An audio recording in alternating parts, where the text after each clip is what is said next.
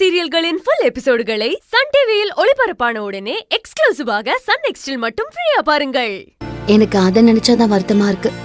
இப்படி சண்டை போட்டுக்கிட்டு ரெண்டா தனித்தனியா இருக்கிறத விட ஒன்னா இருந்தா எவ்வளவு பலமா இருக்கும், எல்லாருக்கும் உதவியா இருக்கும்ல. அது அவளுக்கு கொஞ்சம் கூட புரிய மாட்டேங்குது. இந்நேரம் நம்ம எல்லாரும் ஒன்னா இருந்தா எவ்வளவு அழகா பிசினஸ் பண்ணலாம். அதை விட்டுட்டு இப்பவும் என்ன கவுக்கணுங்கிறதுலயே குறியா இருக்கா. செவந்தி, இவள்லாம் என்னைக்குமே திருந்தவே மாட்டா. இவளுக்கு எதிரா என்ன பண்றதுன்னு நம்ம யோசிச்சு ஏதாவது ஒண்ணு பண்ணித்தான் ஆகணும். செவந்தி, என்ன செவந்தி, நிறைய பிரியாணிலாம் அப்படியே இருக்கு. இதெல்லாம் என்ன பண்றது?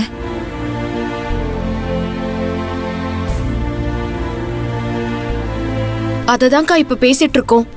டைம் வேற ஆயிட்டே போகுது. ரொம்ப நேரம் ஆயிடுச்சுன்னா பிரியாணி வேஸ்டா தான் போகும்.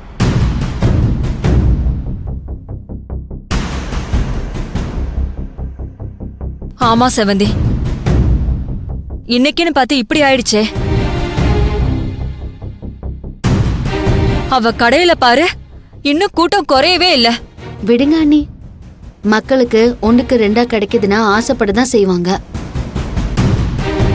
அவங்கள சொல்லி தப்பில்ல.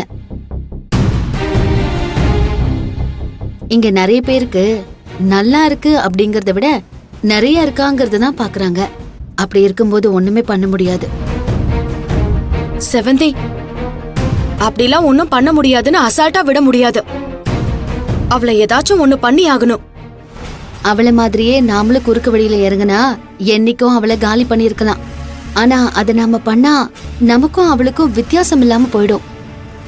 அது அவளுக்கு புரியல. நாம விட்டு கொடுத்து போறத நாம தோத்து போறதா அவ நினைச்சுக்கிட்டு இருக்கா.